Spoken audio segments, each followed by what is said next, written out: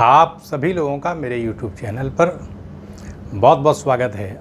आज आपके समक्ष माया की अवधारणा के संबंध में शंकराचार्य की विचारधारा, कांट, इमैनुअल कांट की विचारधारा और ओशो का जो विचार है उसे संक्षेप में रखने का आपके सामने प्रयास किया जाएगा। सबसे पहले ये समझ लेना चाहिए कि जैसे हम रस्सी में सांप देखते हैं, रस्सी पड़ी रहती है और हम सांप देखते हैं और भ्रम हमको होता रहता है। तो जब हम रस्सी में सांप देखते हैं तो कौन सी शक्ति ऐसी होती है कि रस्सी में हम सांप देखने लगते हैं? कहीं ना कहीं कुछ ना कुछ तो हो रहा है जिसके वजह से रस्सी में हम सांप देखने लगते हैं। बुद्धि कहीं ना कहीं कार्य करती है। तो शंकराचार्य के हिसाब से अगर देख लिया जाए तो शंकराचार्य क्योंकि एकमात्र ब्रह्म की सत्ता को स्वीकार करते हैं, अद्वैतवादी विचारक हैं। अद्वैत का मतलब है कि सत्ता दो नहीं है, दो का विचार नहीं सोचा जा सकता। सत्ता सिर्फ एक है, वो है ब्रह्म की, बस। उसके अलावा और कोई शक्ति नहीं, उसी ने पैदा किया है सब कुछ। अपर ब्रह्म के तौर पर ईश्वर को अभिव्यक्त किया गया, फिर ईश्वर के द्वारा माया शक्ति का उपयोग करके ये संसार बनाया गया है। माया आवरण और विक्षेप, ये दो प्रकार की शक्तियों से संपन्न है।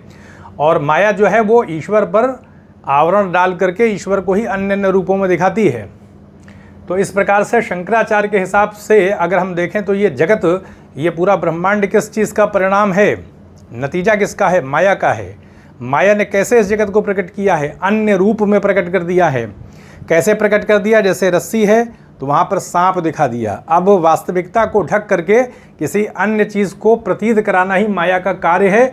और यही अज्ञान हम कह सकते हैं कि हम इस संसार में सारी चीज़ें देख रहे हैं लेकिन चीज़ें वास्तविक नहीं है। क्योंकि शंकराचार्य के हिसाब से किसी भी चीज़ को हम सत्य नहीं कह सकते हैं। संसार की किसी भी चीज़ को हम सत्य नहीं कह सकते, क्योंकि जब सत्य कहेंगे तो सत्य अपरिवर्तनशील होता है, हर कालखंड में रहता है। लेकिन वस्तुएं तो समाप्त हो जाती हैं, उत्पत्ति होती है, नाश होता है, तो सत्य नहीं कहा जा सकता। इसी प्रकार से शंकराचार्य के हिसाब से वस्तुओं को असत्य नहीं कहा जा सकता, क्योंकि उनकी प्रतीति होती है। वस्तुओं को हम देखते हैं, हमें प्रतीति हो रही है, वस्तुओं को देख रहे हैं, लेकिन वस्तुएं नष्ट भी हो जाती हैं। तो इस प्रकार से सत्य असत्य एक साथ नहीं कहा जा सकता। तो इसीलिए शंकराचार्य कहते हैं कि वस्तुओं का जो स्वरूप है, जो स्वभाव है, वो नहीं बताया जा सकता। हम वस्तुओं के बारे में कुछ नहीं कह सकते कि सत्य हैं कि असत्य हैं, सत्य असत्य दोनों एक साथ नहीं कह सकते, ना सत्य ना असत्य ये भी नहीं कह सकते। तो इस आधार पर बुद्धि की कोटियों से परे जाना पड़ेगा। यानी जो संसार में जो भी वस्तुएं हमको दिखाई पड़ रही हैं, हम उनके बारे में कुछ नहीं कह सकते, तो अनिर्वचनीय होने की बात आ जाएगी। निर्वचन माने कथन। हम किसी भी प्रकार का कथन वस्तुओं के संबंध में नहीं कर सकते, और इसी को मिथ्या कहते हैं शंकराचार्य। यही स्थिति तो मिथ्या की है। कहने का अर्थ ये है कि स्वप्न की तरीके से स्वप्न में जो पदार्थ हमको वस्तुएं दिखाई पड़ती हैं वो कहाँ सत्य होती हैं? स्वप्नगत होती हैं, बस स्वप्न में होती हैं। तो इस आधार पर अगर हम शंकराचार्य की विचारधारा का निष्कर्ष निकालने का प्रयास करें तो वो अद्वैतवाद के समर्थक हैं कि सत्ता दो नहीं है, द्वैतवाद नहीं है। सांख्य दर्शन के तरीके से प्रकृति और पुरुष की अवधारणा है, जो वैसी विचारधारा नहीं। अद्वैत आ लगा दिया, विपरीत हो जाती स्थिति। एकमात्र ब्रह्म की सत्ता है। वो सत्ता कैसी है? सदचित आनंद स्वरूप है। समय, टाइम एंड स्पेस से परे वो विचारधारा है। ये टाइम एंड स्पेस तो इस ब्रह्मांड के अंदर ये प्रकट हुआ है। तो ये हमने देख लिया कि सच्चित आनंद स्वरूप वो सत्ता है ब्रह्म। अब आते हैं कांट की विचारधारा को देख लेते हैं। कांट के दर्शन को अगर देखा जाए तो कांट बताने के प्रयास करते हैं बुद्धि प्रकृति का निर्माण करती है। निर्माण का मतलब किसी चीज़ को बनाना। अब बुद्धि प्रकृति का निर्माण करती है, यानी इस जगत को हमारे सामने उपस्थित कर देती है। बुद्धि उपस्थित करने का अर्थ क्या होता है कुछ और प्रकट कुछ किया जाता है, प्रोसेसिंग कर दी जाती है। जैसे कांट बताने का प्रयास करते हैं कि अगर हम बुद्धिवाद के हिसाब से देकार्त, स्पिनोजा और लाइबनिज की विचारधारा को देखें तो उसमें बुद्धिवाद के अंतर्गत ज्ञान बुद्धि के अंदर अनिश्चित होता है, जन्मजात होता है। ज्ञान अनुभव से, जो हम अनुभव करते हैं, एक्सपीरियंस करते हैं, उससे निर्मित नहीं होता। ज्ञान बुद्धि के अंदर जन्मजात रूप से रहता है। जब हम बड़े होते हैं तो अपने आप ज्ञान का विकास होने लगता है। इस आधार पर बुद्धि के अंतर्गत ज्ञान को पहले से ही अव्यक्त रूप से स्वीकार कर लिया गया है। बुद्धिवादी दार्शनिक जो हैं देकार्त, स्पिनोजा और लाइबनिज।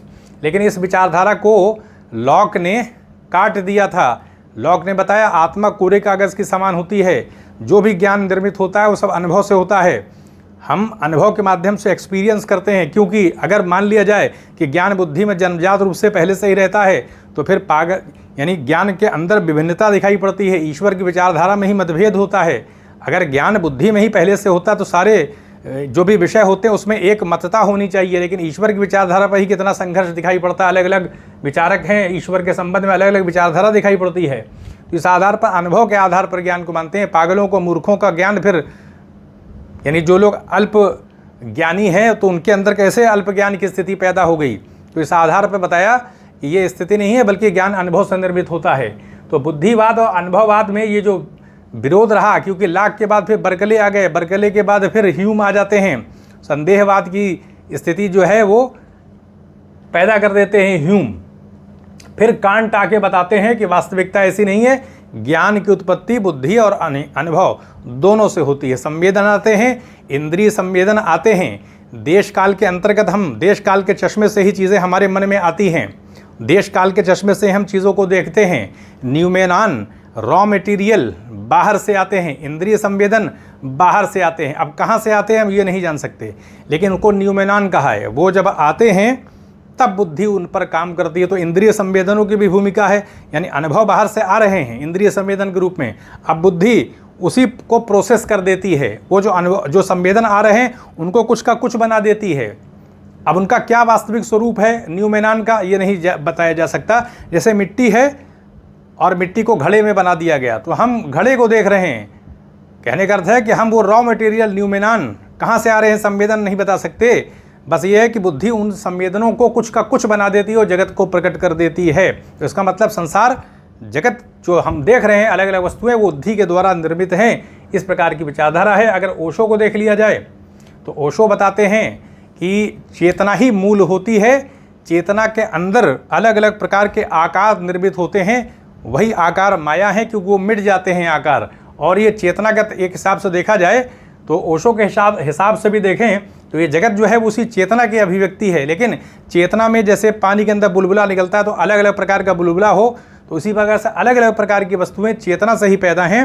और वही जो उनका आकार है वो एक माया है, क्योंकि वो आकार मिट जाएगा, चेतना बची रहेगी। ये ओशो बताते हैं। इसलिए ओशो ध्यान की बात करते हैं कि अपने अंतःकरण में झांकना चाहिए। जितना मेडिटेशन हम करेंगे, ध्यान करेंगे, तो हम अपनी आत्मचेतना को महसूस करेंगे, क्योंकि ये पूरे ब्रह्मांड में वो आत्मचेतना यानी कॉन्शियसनेस की जो सत्ता है, वो जो चैतन्य स्वरूप सत्ता है ब्रह्म की, वो हर जगह व्याप्त है।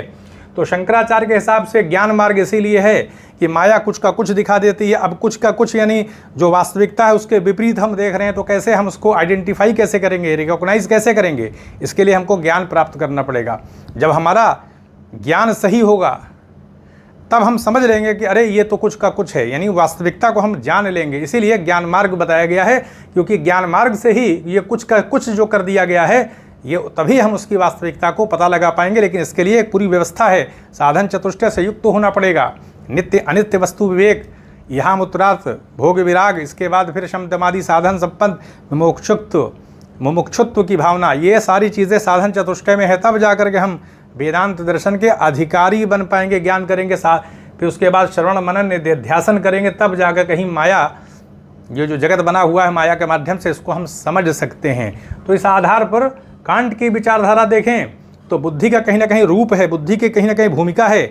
बुद्धि ही तो हमको रस्सी में सांप दिखाती है, कुछ का कुछ कर देती है। तो कांट भी बताते हैं कि जो न्यूमेनान आते हैं, बुद्धि उनको कुछ का कुछ कर देती है और ये जगत दिखा देती है।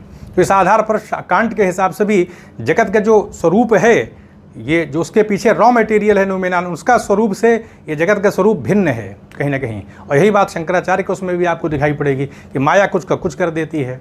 तो ये आपके सामने एक संक्षेप में रखने का एक प्रयास था। तो यहीं पर अनुमति दें, चैनल को सब्सक्राइब भी करें, शेयर भी करें। आप सभी लोगों का बहुत बहुत धन्यवाद।